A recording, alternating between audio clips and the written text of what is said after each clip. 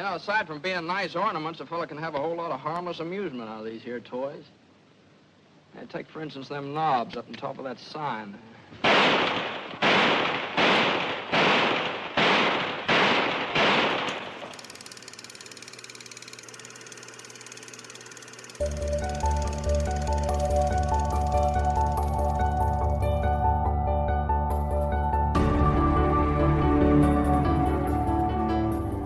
Hi, I'm Sophie.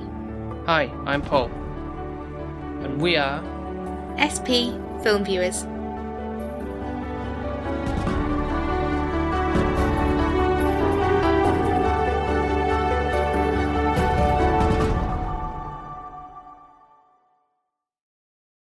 So we've done a few films from the 2000s, it seems, of recent, and also ones of more up-to-date category. But I wanted to think about, let's take it back a bit further in the early 90s instead.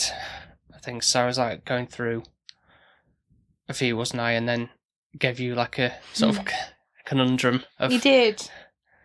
Between a Cary Grant movie and a James Stewart.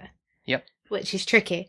And the Cary Grant film, obviously, I think that would be more up my street just because it seems like one of those romancy, I feel. Yeah, like the ones he typically does. Like Bringing Up Baby that we've already covered, or even maybe The Bishop's Wife, which we also covered.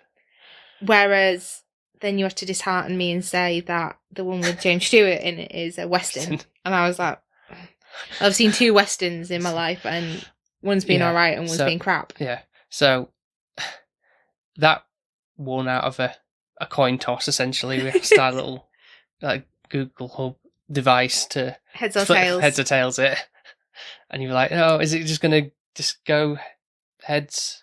It proved me wrong, didn't it? Yeah, but it's a 50-50 chance, isn't it? And I was like, yeah, but is it just going to do alternative? But then I kept on asking it, and it's like tails won. Tails won. So this one being a gamble in 2 cents, because obviously I haven't seen it either. And that being, obviously, because it is, for you, it's a Western, but I said it's a comedy Western. And you're like, is that going to be enough to work for you in a past, even if it's got James Stewart in? And the fact that because this is, I would say, it's in the book of 1,000 films to see before you die type of thing, but this isn't a film on people's radar, oh, I know exactly what that is, I've heard that title. So I do want to discuss films that people might not have necessarily heard of in obviously the mainstream type of thing, or it's a means of hopefully to get people to check out these films. Yeah, I agree. Even if they may be good, may be bad, but we don't know what this will entail. But I've sort of a vague idea of what it might involve. But yeah, I think it's a bittersweet one for me. I think the Cary Grant one, His Girl Friday, I think I would have absolutely adored and loved. But would I have had a lot to talk about in a podcast apart from gushing over it? I'm not sure. Whereas this one, I'm there's James Stewart, which I adore, but then it's a Western, which I've not really had a great experience with. So will this be more content for a podcast? We'll have to see. Yeah, but that's not to say we can't talk about His Girl Friday down the line, maybe. But I might pick it for my birthday, because since I bought you it, so that I could see it. Yeah. Literally, that was... so there you go. Literally. Yeah. Well, I'll read a very brief synopsis. Okay. So, a man is summoned to the town where his father served as a sheriff. He must do his best to bring the lawless men to justice in order to restore order. So, very simple. Yeah, quite vague, really. Yeah. Not much going on, but yeah, we'll see. I just hope that my James Stewart is a goodie and he's portrayed in a... Yeah, I'm thinking that he is. He's not... I think he'll be the... Whether he's Destry, I'm not sure, but... I just hope he's not a bad sheriff, if he is a sheriff at all. Yeah. But yeah. I guess we'll find out shortly. So we'll be back with our thoughts on Destry Rides Again.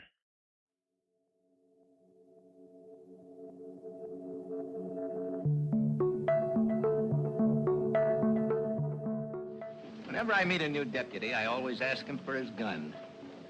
and I ask them real nice. I'm sorry, Mr. Kent. I'm afraid this here's one gun your collection is going to be minus. You mean I'm gonna have to take it? If you can. Oh, hold on. Get excited here.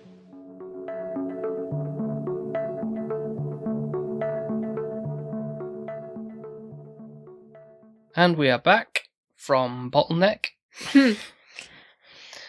What a name. It's really imaginative, isn't it? I'm sorry if there is actually a place called Bottleneck. I really haven't done my research, but I just feel like it's one of those things where it's... I don't know, some drunk person's thought of it.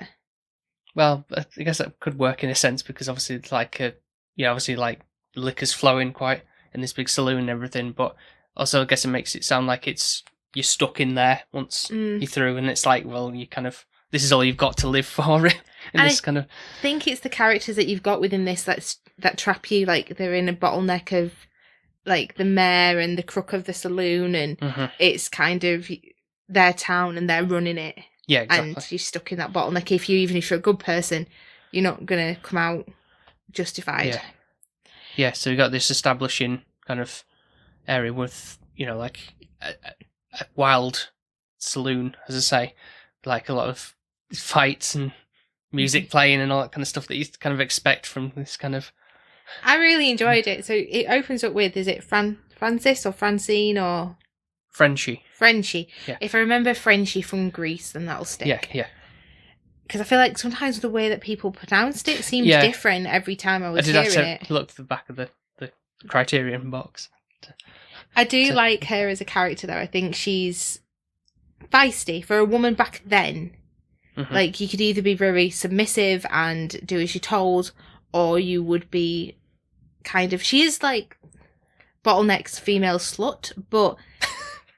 I feel she's... Well, to put it lightly, yeah. Yeah. I guess, but she's got... Sass, yeah. She's more like, obviously, like I say, a prominent, jawline, essentially, or like facial features to her. Not chiselled, really, for a woman. More like typical, like what you'd expect from like a... Not to say she isn't pretty, but like in a typical sense where everyone's like, like drooling over her in a but I think that's her confidence. I don't think she's absolutely beautifully stunning. I feel like I've seen a lot more back in the day that were, but I think she reminds me of Rizzo from Greece. She's that kind of vibe. Yeah, the short hair. And the hardness and the bit of like don't mess with me. She can work the men really in her favour. And she knows what she's doing. And I appreciate that because she's working with her assets at the time that she's been given.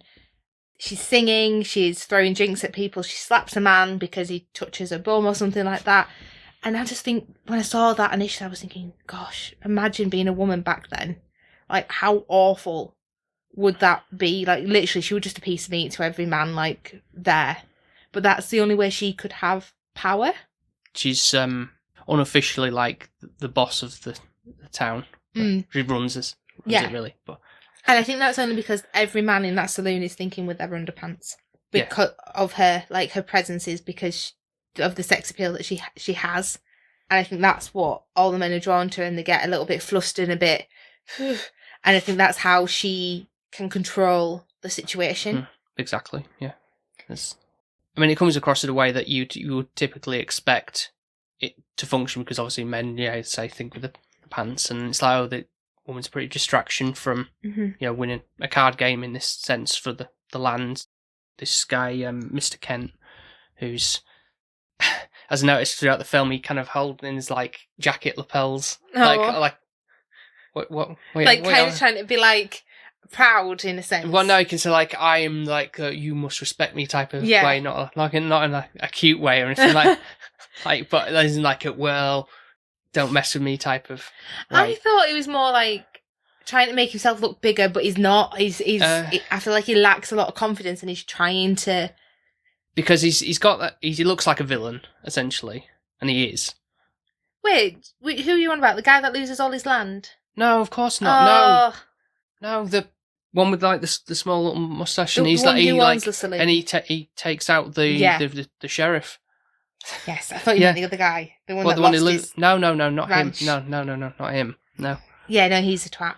Yeah. I think that's why you're going, oh. I didn't write anyone's names down apart from Frenchie. And obviously, when it comes to James Stewart's character, it's called Tom Destry. Yeah. So I'm guessing Destry is a last name. Yeah. Like Parks or Wilkinson, So I think that's the only really, I'll be honest, that's the only two really you need to know, isn't it? They're the leads. And the Washington Dimsdale, who's the guy who's the town drunk at this point, and then he's like, oh, well, now the sheriff's gone, we'll appoint you as a sheriff because no one will take you seriously. Yeah. Type of thing, because he's like, I'll just lay about drunk, and it's like, oh, now we can do whatever we want, kind of thing. There's no law and everything, but then he has like some reason a quick turnaround. It's like, well, I'm gonna put this down to shape. Like, am I really the sheriff? It's like, yeah. Well, I'm staying off the booze now. Yeah, and it kind of backfires on them. Yeah. The mayor in the town is seedy as hell. He's like joined up with the saloon, and it's like a little bit of a I don't know, gangster or mafia thing. You basically it's in the Western sense of that. Yeah, like, they're corrupt. Yeah, they're in cahoots together. Of that. Yeah, I mean, there's a lot of like little quirks that these characters do have, which I kind of like. Obviously, like the mayor, for example, who always like chewing tobacco. I didn't realise that's what he was something doing. In his mouth, and he's playing like the checkers at the table and everything. Again, it's like a and he's always in the pub or the saloon. Yeah, like always. Yeah, like he's never not there, so you know something's going on. Yeah. Like you haven't even seen where the mayor should reside, like where his office is or whatever. Yeah, exactly. It looks like it is in the pub. Mm-hmm. That's literally what it is. We know that Frenchie is the singer of she's the entertainment of the pub, isn't she, or the saloon? Let's say it's saloon. A pub. It's not a pub. It's a saloon. If it's a Western, it's a saloon. What's the difference? It serves alcohol. We might as well just say bar then. Oh yeah, bar. But I'm not American. I'm British. But yes. Yeah. Anywho, so she's the entertainment. She sings like, what was that Joey one? Oh, I forget now. Joey. Because it started with Little Joe or something, yeah. Like Little Joe. Little Joe, and they're all like singing along, yeah. And something to do with the sheriff or whatever. Yeah. And it starts off with that song, her singing, and it ends with that song, but obviously not her singing, sadly. And spoilers. Yeah. And I think it's just like kind of showing a bit of a full circle with how it's going to come. Mm-hmm. I absolutely love James Stewart in this. I really do. And I think... And in general. Yes, I do. I really do. Like, I think if I were back then, I would swoon. Like, I would. He's just... I don't know. I think it's the way he speaks. It's his presence. It's just everything about him just seems like a wonderful person. Mm. And so, when he comes, obviously invited to the town, because Dimsdale's like, well, I remember his father being like really like gun-toting, law-abiding badass, and take control of the situation. So, well, his son's going to be exactly the same. And then it turns out he's a bit of a, let's say, laughing stock on his own, but he's not like being a fool or anything. Like, he's just like a bit more mild-mannered and like, oh, I don't even have guns. Yeah. And stuff. But it comes to light, well, there's a reason behind that, which it's fair enough, isn't it? Well, yeah, and I think he's, as a sheriff and as a person, he's very manipulative without seeming to be. Like, he's quite impactful with how he words things, Words as weapons, more so. Yes. Yeah. And how he can make people be on his side and then twist things, and it's just so clever the way it's more like a detective than it is like a sheriff. He's more investigating, interviewing, sussing the people of the town up. I'd rather ask questions first than shoot, even though he doesn't shoot. Yeah, but then it's like, well, until I have hard evidence, I'm not going to put them into prison or jail or whatever you want to call it. And like, with the fact of the land being like, well, actually you have signed the deeds for your house over, this is your signature, then by law, this person owns your house. But he was doing everything as a game, not in a bad way, but trying to trick people into circumstances and catch them out. Mm-hmm. Like, he was always like 2 steps ahead of everybody else and how they would act. And I think it was, I don't know if any other Westerns like that, but he just seemed like a really humble character, and it was actually more thinking with your brain than just pew pew in the eyes. Yeah, that's right. I think it was it did inspire a lot of comic Western stylings. I'll admit, I did look through the little booklet that came with the disc, and it kind of says that, and obviously it helped James Stewart out as get his stardom. Really, he was like his first Western, and then he went on to do a few more. Really? Actually, the fact I've seen one other one that he's been in with John Wayne. I can't remember what year that came out, but what year did this come out? This was 1939. When did A Wonderful Life come out? I knew you were going to ask that, Sarah. I did write that down, but you should know. It's came out in 1946. Oh, okay. So this was so- earlier. Yeah, so a lot earlier. And then I did think he looked thinner, to be fair, but maybe that's just like a younger man's stature. So I said this sort of solidified him as being like, oh wow, this guy's really, really good, and He went is on really to good. bigger things. I think he's better than Cary Grant. Oh, all around. Don't know, Cary Grant, what I've seen is just, it's the same. He's just, it's the same role, just in a different adaptation. Right. Whereas with this one for James, I feel like, yes, okay, he's still a humble character like It's a Wonderful Life, don't you get me wrong, Yeah. he is. But his intelligence in this... Yeah, he's, like I is say, he's a bit different. more reserved in the sense he doesn't, I'm thinking obviously back to It's a Wonderful Life, where he's, he does fly off the handle a bit in scenarios, but... Well, don't get him wrong, he's had a lot on his plate. In that film, yeah. But in this, he's kind of just like your typical, oh, wait a minute, kind of thing in the way he says things. It's just the way he delivers That's it. And even Rear Window, Yeah. it's still completely different. He's not being shoehorned into a niche, so to speak. He's just brilliant in anything he touches, apart from that one that we did watch. Yeah, the Hitchcock remake. Yeah, the man who knew too much. Yeah, I don't blame James though. I don't think. No, that was the studio's problem, as I said in that episode. It was, which I didn't realise, the fact that it was we need a remake. I was like, okay, well, I guess I'll pick this one. And yeah, that was a bit of a letdown. But, but I think I can't tarnish him. I was thinking, oh, is this going to make me not like James Stewart or enjoy any of it? And I was a bit hesitant coming into it, but actually I'm really glad we watched it. Yeah. So with watching this, obviously, do you think you would have enjoyed it as much if you weren't in the knowledge that James Stewart was in it? Or do you mean let's not even bother? Because, again, a star power kind of thing of that, you see you go see a film of recent years and it's like, oh, I don't know, Ryan Gosling's in it, for example. Something. It's like, oh, yeah, I really like him, let's go see the film. Regardless of what it is, I will go see the film. I guess, but then at the same time, I know, if sometimes, with Ryan Reynolds, I used to really want to see anything he was in, but sometimes certain ones just don't gel. Yeah. That's fine, and it sadly is the case with some of them. I still don't think we've watched that. Free Guy. Yeah. We gave it a try and we just never went back to it. No. But I think why this, for me, even if James Stewart wasn't in it and they had somebody in his place and it was still the same storyline, I still think I'd have enjoyed it. I do think that, because the comedy was there, the humour was there, it was light-hearted, and it wasn't doing it so seriously. It wasn't a proper shootout western.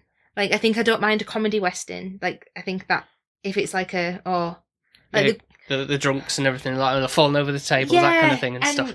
Just a little bit of slapstick humour. Yeah.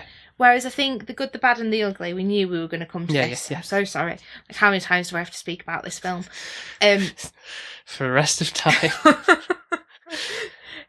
I don't know, it was just so long, very serious, very shooty, very just...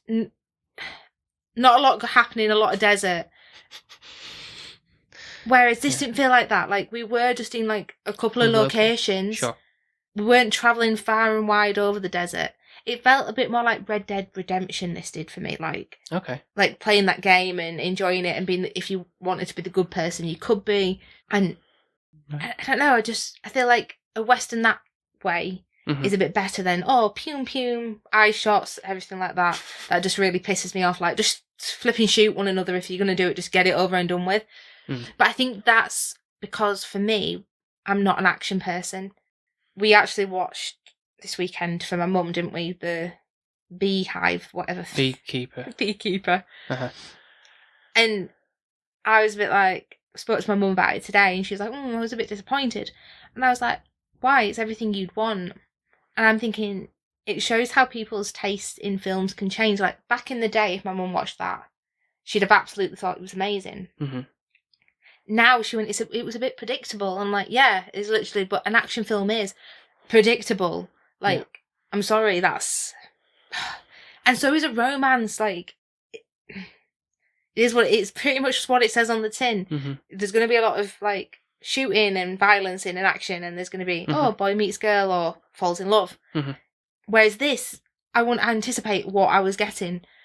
I could never have said to you how it was going to all pan out, and I think that's why I enjoyed it. Okay, well, I'd take it a bit different, obviously, because I know roughly gauge the story, like what it's going to go for and how it's sort of going to end in a sense. But maybe that's just because I've watched You've a lot watched more westerns. There is a little bit of that to that in that sense, but also just in a general like story, like say, even if it was just like, I don't know, a gangster film or thing, But I still think a little less less mild mannered. The humour in it, though, as well, I think that was something, because I'm a bit funny with humour. And I think this humour was sincerely funny. And I don't know if it's an age thing. Like, they just didn't have to try as hard back then to be hilariously funny. It was just so simple, but it was humorous. And I think it wasn't over the top like Bridesmaids shitting in the middle of the street. You know, it was just good old banter. Yeah, or just like physical comedy, really. Yeah. Not over the top. Like Friday Night Dinner. What do you mean? But that's physical comedy if you think about it. Yeah. But that works in obviously an episodic sense, and for that. And you love that. Yeah. Do. I think with when I'm saying it's not predictable, there were certain bits that took me by surprise. Yeah. Like, can we just speak about Frenchie's character? Yeah. I feel like she's a bit of a love-hate character for me.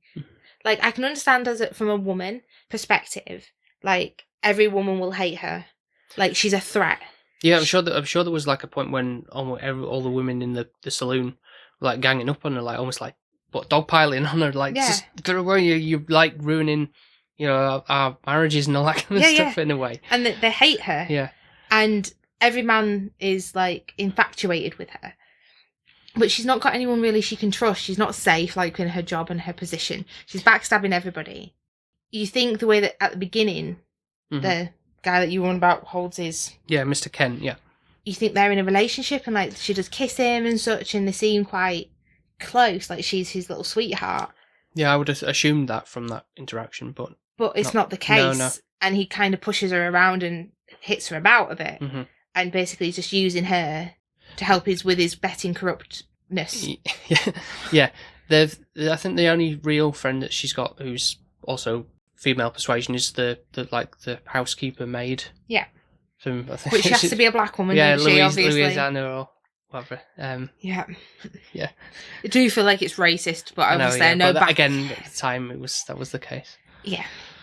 But she was quite close to her. And I think her fondness of Frenchie's character, then really liking Tom or James Stewart's character, she initially hated him and then did like a 360 towards the end where you could see like something was blossoming, I felt. Because I didn't know if it was going to be the woman that he came with, James was going to get a relationship with. I mean, that's sort of maybe implicated at the very end. Yeah, but he moves on a bit too quick for my liking, because it's like poor Frenchie took a bullet for him. Like, I know, yeah. She sacrificed herself for... It's very noble for of him. her, yeah. Yeah, which you wouldn't think she would have been like that at the beginning. The way that she were like throwing shit at him when she poured water all over her and that other woman. Yeah. But then even Frenchie does a 360 again by, well, do you want your husbands to be killed? Go do something, women. And she rallies them up. And I think that's quite another female empowerment scene, even for that time. Like, they all kind of like bum rush the saloon, and all the men are a bit like, oh my god, we like, can't shoot a woman. Yeah. And then they'll get whacking him with like brooms and stuff and bopping him on the head, like, and it's like, they're getting absolutely mollywopped. You were going to actually say something then, and I think you've hit the nail on the head for me. Like a cartoon. Like, and I think that's what The Innocents is, like a bit like a Tom and Jerry kind of vibe. Yeah. It's funny slapstick humour that would happen, and it could, and it's realistic and it works so well. But you're right, Frenchie, she is like empowering the women. Like, you can stick up for yourself. You don't just have to be a housewife and kind of do everything the man says. Like, you can be there too, and she's showing them a different way. And I didn't think Frenchie was going to die. Like, I didn't. Like, I I didn't see that, and that really impacted me because of, like, I started to hate her at the beginning because I understand why any woman would hate her because she's a threat. She's, like, beautiful and flaunting it all around every man. Yeah.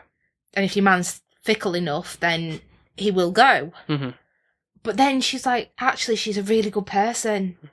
And I really wanted her to get with Tom or James. Destry. Yeah. I really did. Yeah, I see. Yeah. And then I was a bit like, oh. And the fact that she dies for him. I suppose it makes it a bit more poignant, really, that of the situation with that, and that she would go to those efforts for someone she not known for that long at all. No.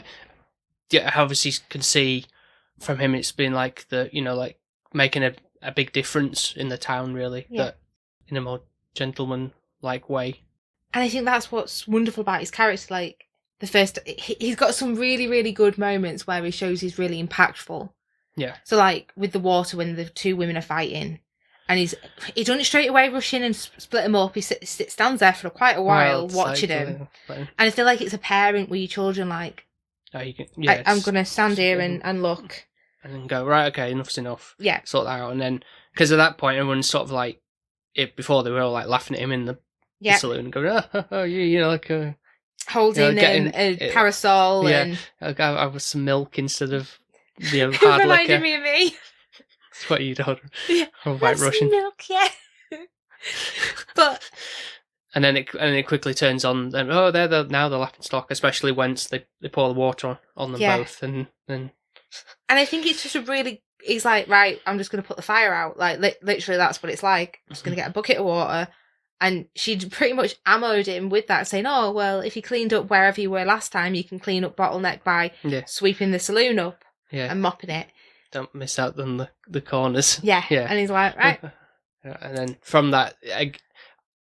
Immediately after, obviously, like the wife, I forget her name now, Mrs. Callahan or whatever she's called, I think, and she like runs off. Oh, look, you got your pants are torn and sopping wet and everything. She runs off there, laughing at him, and then Frenchie's like, well, she pulls out a gun, and everyone's like, oh my god, kind of thing, like runs away, and he's like, wait a minute, and then again, all like the chairs to it's amazing, block all the barrage of stuff that she's throwing at him and all that kind of stuff, and then. Yeah, it's like, woman's wrath, And she's really, really, really annoyed at him. Like, she's, like, livid. Like, you've made me look a mess in front of everybody. How dare you, like, disrespect me like that? And she's finding anything she can throw at him. And it's just hilariously funny. Because he's like, he's not going to hurt her. Nor is he going to put her in jail for doing what she's done. And then he does another point where the town, somebody's running through, shooting up at things. And he's like, what do you think you're doing? Like, let me have a look at your guns, and they're taking the mick out of it because he's got empty gun holsters, holders. Yeah. But then he's like whipping the gun around, showing that he can. It's like, this is good. Yeah, it's typical. Like, I don't know what I'm doing with this, and then go, boom, boom, boom, like shoots all the things up on the thing to get. And again, it's like an intimidation thing. It's like, well, I don't want you doing this again. You understand? Type of thing. But it's like I can do it, but it doesn't mean I have to. But I'm showing you I am a threat. Because I think it's ingrained in the culture, is in a sense of these kind of Western films. Like the kids are like, well, there's a kid on the ranch. He's holding a big, massive shotgun type of thing, and it's like instilled in you that you have to learn how to shoot a gun. So from obviously dad, who he reveals that he gets shot in the back from like protecting things. Oh, that's not a great thing to have happened. Like, look where that got him with this so-called protection of these guns. Yeah, because you can never keep your wits about you. With this kind of situation. He got shot in the back, didn't he? And it's like, well, you can't prevent that. That's what I mean, yeah. Really? So, I think it's quite funny because, yet again, it is Americanized, isn't it? Yeah, of course it is, yeah. Thought it was. Yeah. It's not Korean, like in good bad. No, but still in the moment, Americans have problems with guns, and I feel like even back then they knew really they weren't that good of a thing. Like, if a sheriff doesn't want to own a gun, then... there's a moral behind it. More power to him, yeah. So it does make you think, like, they're not really worth the hassle they are. Like, we're worse off having more them. Trouble, Then exactly. Yeah. I also got quite upset when the drunk sheriff got killed, and it was all like in a ruse, and it was because of that Callahan, not Callahan's husband, whatever he's called. Yeah, I think it was Boris. He was keep moaning about, oh, I'm not Callahan because he's taken his wife's name. Yeah. Instead of the traditional way of doing it, but I think it's maybe because he's a bit of a loser and he kind of again loses his pants in a betting game of cards, and that's the only pair he's got apparently, and things like that. Yeah, so he's a bit of he's a step above what Dimsdale was as a drunk, essentially. Yeah. A bit of a laughing stock character, really, and yeah, he kind of slips up from that and causes the death, I think. No, 100%, he does. And which is a shame because it was all going to go well for him, but obviously it has to be like a massive shootout instead, which ends in Tom's favour, or James's, but it's still bittersweet that he loses the guy that recruited him, and I know, yeah. He didn't get to see what he actually ends up doing. For the legacy of the town, yeah. Yeah, and Frenchie gets shot as well and dies. So you do lose quite a few main characters. Yeah, you do, which... Again, I would be interested for the audience of the time. They would probably have been like, "Oh my god!" Really taken aback by it for that. And it's always interesting to think about what impact it would have had for an older audience when it came out initially to a modern one now, and obviously from as we're doing now, a perspective of what we took away from it and how it made us feel. That it's still you didn't expect it to happen. No, I didn't. I don't know. I feel like Frenchie and Tom should have been a thing. Personally, I feel like they deserved to be together. Like she justified herself, but I think it's heroic of her to have done what she did. Yeah, no, definitely. But then I didn't really like how it was bottlenecks now, a peaceful town.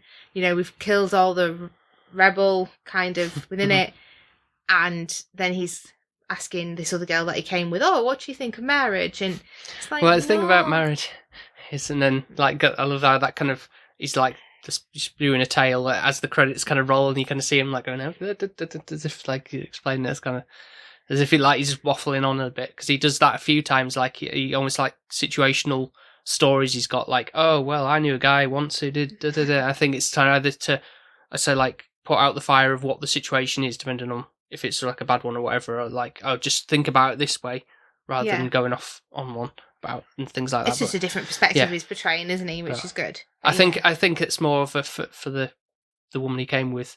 It's more she's sort of smitten by him really a little bit, and well, wouldn't you be? I mean, he is beautiful. I get it, but does she deserve him? And how's he moved on? What about poor Frenchie? I mean, obviously, I think when he hears we mentioned before about the other little girl who was riding along in the cart and she was singing that Little Joe song, I think he was still a bit oh, I just remember of that. But and it looked like a new Frenchie were coming on town eventually. She'd be, when she grows up, that one will be the new one, yeah. She'd be in the bar singing, down the line. Yeah. And so, at that point you don't really, you assume maybe it's a couple of days or something, maybe, that's how long time has passed for that, not a whole year or anything in it. Because it didn't say 1 year later. It should do. It should imply 2 years later, and then you think, okay, fair enough, she's moved on. It just feels like it's oh no, our Frenchie's dead, right? Do you want to marry me instead? Well, it didn't say yes, I will, did he? Kind of just going off on a spiel of something. So maybe it was. It just felt like it was implied, wasn't it? Yeah. Okay.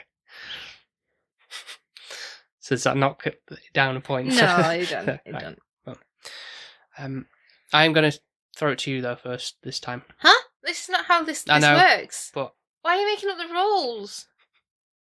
Well, I have a score in mind. It's fine, but well, actually, no. Think about it, because obviously last time I had to give because of the movie. So, did you enjoy the Liz McGuire movie, Paul? You have to listen to the episode to find out, won't you? So I am going to give my very most favourite Western an 8.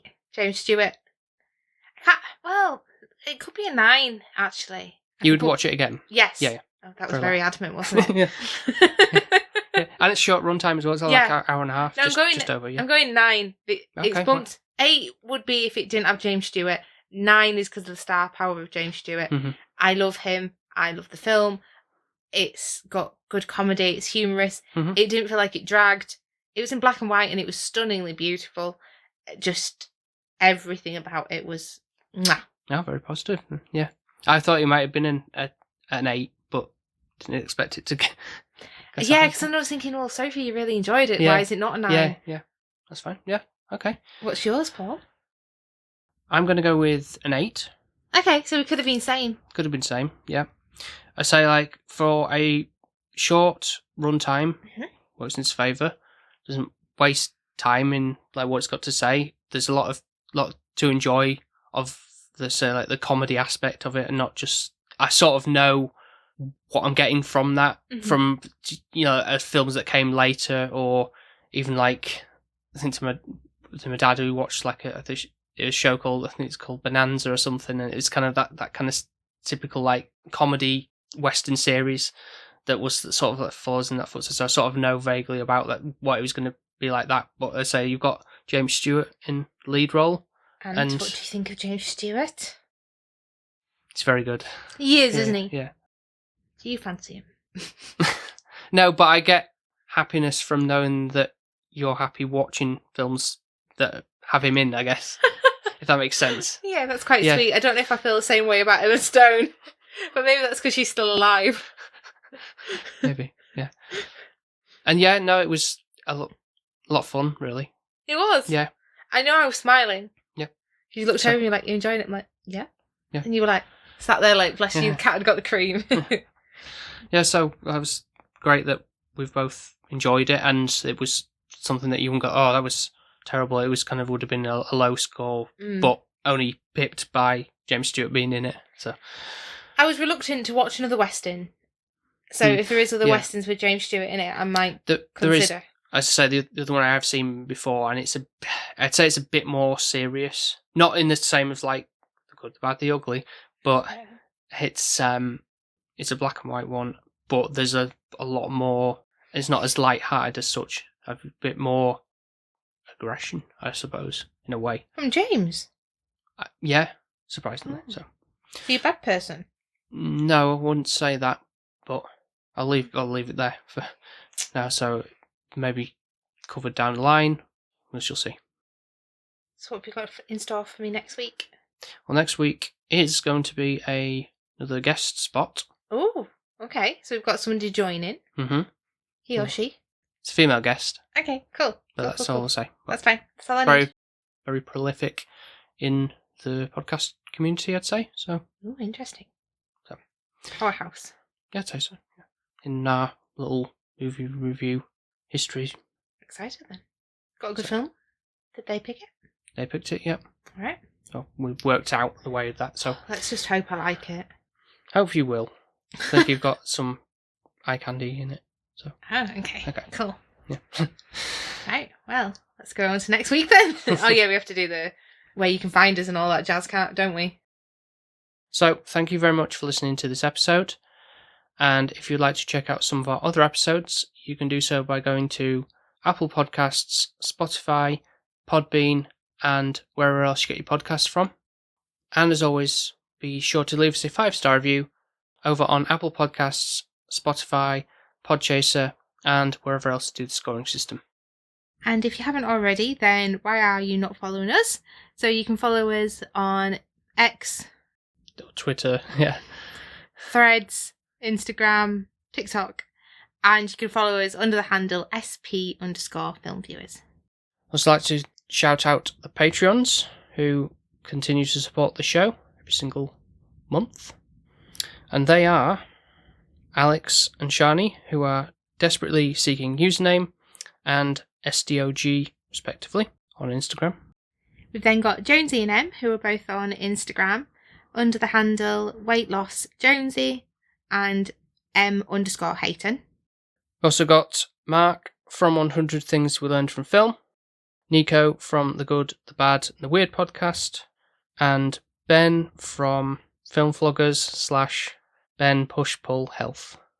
And then lastly but not least, we've got Gren, who's on Instagram under the handle cgren_draw, and my mum. So if you want your name read out every single episode and have the opportunity to vote for a movie we watch once a month, then all you need to do is go over to patreon.com/ /SP Film Viewers. And for as little as £1 or $1.50 a month, you get those lovely little perks. It'd be very much appreciated if you did join us. Yeah, expand our little family. So thank you once again for listening, and we will speak to you next time. Speak to you next time. Bye. Bye. Bye. Bye. Bye.